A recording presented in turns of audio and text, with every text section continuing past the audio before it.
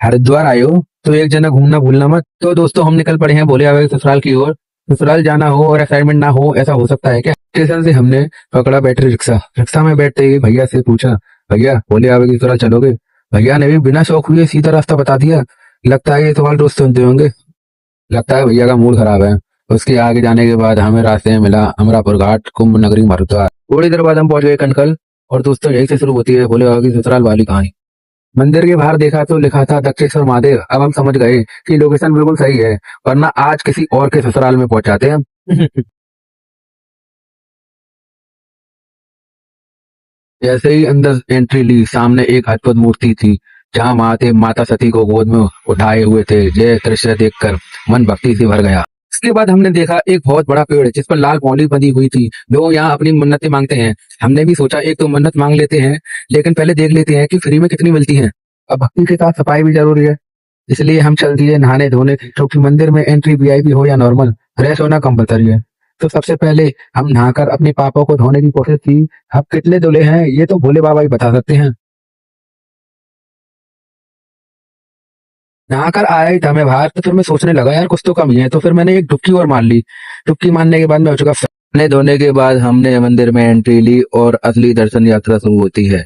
सबसे पहले हमने मंदिर में देखा दक्ष प्रजापति का हवन कुंड और माता सती का पवित्र कुंड। कहा जाता है कि माता सती ने यही अपना देह त्याग दिया था। इस स्थल को देखकर मन तृप्तता से भर उठा। उसके बाद हमने माता जी का माथा टेका। फिर हमने तिलक लगवाया और तिलक लगवाते ही लगा कि अब यात्रा ऑफिशियल हो गई है, जैसे ही किसी इवेंट का वीआईपी पास मिल गया हो।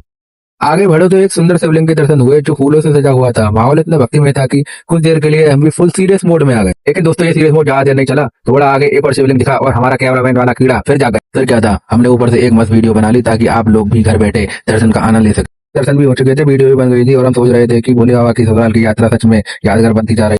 उसके बाद हम पहुंचे प्राचीन माता शीतला मंदिर। यहाँ आकर एक अलग सी शांति का एहसास हुआ। इतिहास और आस्था दोनों एक साथ देखने को मिले।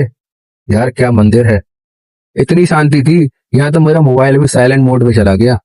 दर्शन और घूमने फिरने के बाद अब पेट ने भी अपनी अटेंडेंस लगानी शुरू कर दी। फिर आखिर में हमने किए अपने प्रिय हनुमान जी के दर्शन। कि दोस्तों वापस आते हुए हमने दिख गई गर्मा गर्म खस्ता कचौड़ी। अब इतनी दूर आकर कचौड़ी न खाई तो यात्रा अधूरी लगती है। हम तो यहाँ पर भी आकर कंफ्यूजन हो गए, क्योंकि यहाँ पे एक पहलवान कचौड़ी वाला था और थोड़ा सा आगे आगे ओम खस्ता कचौड़ी वाला था। हम तो दोनों में कंफ्यूजन हो गए कि किस पे खाएं। फिर हमने सोचा ओम कचौड़ी खस्ते वाले पे। ही पहला बाइट लिया, लगा कि भोले बाबा का आशीर्वाद सीधा कचौड़ी के थ्रू मिल गया हो। बाहर से क्रिस्पी, अंदर से मस्त मसालेदार। भाई साहब 2 मिनट के लिए भक्ति